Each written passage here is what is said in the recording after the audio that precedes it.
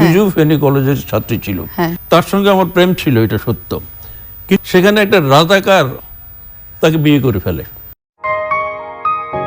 দৈনিক লাখো কণ্ঠ। ফেনীর রাজনীতিতে কয়েক দশক ধরে ব্যাপকভাবে আলোচিত ফেনীর আওয়ামী লীগ দলীয় সাবেক সংসদ সদস্য জয়নাল হাজারী চিরপ্রস্থানের পথে যাত্রা করেছেন। জীবনের শেষ দিনগুলোতে অনেকটা নিভৃতচারী হয়ে উঠলেও আলোচনা ও বিতর্ক তাকে পিছু ছাড়েনি। রাজনীতিতে নামিদামি থেকে শুরু করে জনসাধারণ পর্যায়ে বহু মানুষের হৃদয়ে জায়গা করে নিলেও ব্যক্তিগত জীবনে কোনো সঙ্গিনীর বাহুডোরে বাধা পড়া হয়নি তার। বিভিন্ন সময়ে রাজনীতিকদের 50 পেরোনো বয়সে বিয়ে ও ঘর সংসার করতে দেখা গেলেও এই রাজনৈতিক ব্যক্তিত্ব আমৃত্যুই ছিলেন চির। কিন্তু কেন তার এই একলা যাপন? কেন 4 হাত এক হয়নি তার? কেনই বা কাউকে জীবন সঙ্গী হিসেবে বেছে নেননি? সদ্য মারা যাওয়া জয়নাল হাজারীর অবিবাহিত জীবন নিয়ে রাজনৈতিক মহল থেকে শুরু করে জনমানুষের মধ্যে কৌতূহলে কখনোই ভাটা পড়েনি। তিনি নিজেও গণমাধ্যমের মুখোমুখি হয়ে একাধিকবারই ব্যক্তিগত জীবনের বাহাস শুনিয়েছেন। তবে চিরকুমার জয়নাল হাজারী কখনোই অবিবাহিত জীবনকে কোনো গ্যাপ বা শূন্যতা হিসেবে স্বীকার করেননি। বিয়ে না করার পেছনে বিজু নামের এক তরুণীর সঙ্গে এই রাজনীতিকের সম্পর্ক ও বিচ্ছেদের কাহিনী অনেকবারই সামনে এসেছে। নিজের লেখা বিজুর বিচার চাই নামের বইতেও ওই নারীর সঙ্গে ব্যক্তিগত জীবনের নানা মুহূর্ত উঠে আসে। বইটি ব্যাপক আলোচনায় এসেছিল। 1984 থেকে 2004 সাল পর্যন্ত টানা 20 বছরের বেশি সময় ফেনী জেলা আওয়ামী লীগের সাধারণ সম্পাদকের দায়িত্ব পালন করা জয়নাল হাজারী ফেনী 2 সদর আসন থেকে আওয়ামী লীগের মনোনয়ন নিয়ে একাধিকবার এমপি নির্বাচিত হন। তিনি হাজারিকা প্রতিদিন পত্রিকার প্রতিষ্ঠাতা ও প্রকাশক ছিলেন। বিয়ে না করা প্রসঙ্গে কবছর আগেই জয়নাল হাজারী গণমাধ্যমকে বলেছিলেন, বিজু ফেনী কলেজের ছাত্রী ছিল, তার সঙ্গে আমার প্রেম ছিল, এটা সত্য। কিন্তু সেখানে একটা রাজাকার তাকে বিয়ে করে ফেলে। ফলে বিজুর সঙ্গে আমার কথা হয়েছিল যে সে আমাকে ছাড়া কাউকে বিয়ে করবে না, কিন্তু সে বোঝা গেল যে খুব একটা প্রেসারে পড়ে বিয়ে করে নাই, সে স্বাভাবিকভাবে বিয়ে করেছেন। এটা আমার রাজনৈতিক জীবনে কোনো গ্যাপ নয়। রাজনৈতিক প্রেক্ষাপটে যদি বলি, অনেক বাম রাজনীতিক যারা কমিউনিস্ট বা কংগ্রেস পার্টি করতেন তারা বিয়ে করেননি।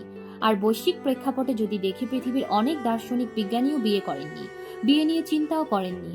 বিয়ে হলো কি হলো না, চিরকুমার থাকলাম কি থাকলাম না, এটি রাজনীতির কোনো বাধাও নয়, পরিপূরকও নয়।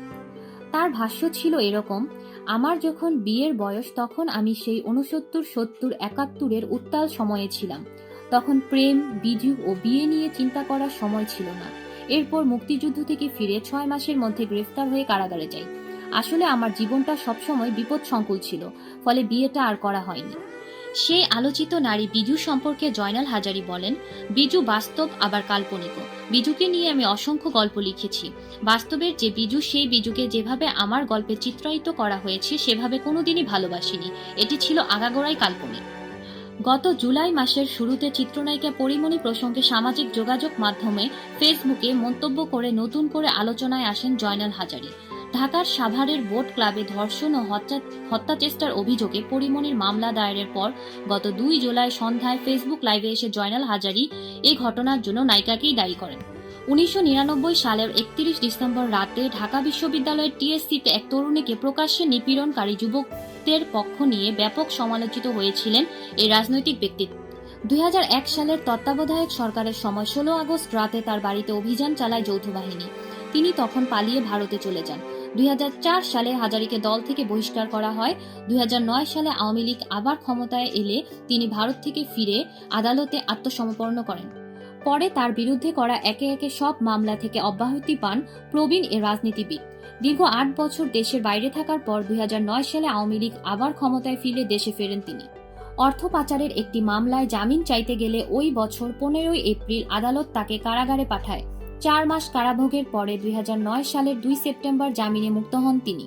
পলাতক অবস্থায় হাজারীর বিরুদ্ধে মোট 27টি মামলা হয়, যার মধ্যে 5টিতে সাজার রায় হলেও উচ্চ আদালত তাকে সবগুলোতেই খালাস দেয়। বহু ঘটনায় আলোচিত এই রাজনীতিবিদ 10ম জাতীয় সংসদ নির্বাচনে ফেনীর 3টি আসনে স্বতন্ত্র প্রার্থী হিসেবে মনোনয়নপত্র দাখিল করলেও সেগুলো বাতিল হয়ে যায়। তখন তাকে বহিষ্কার করেছিল আওয়ামী লীগ।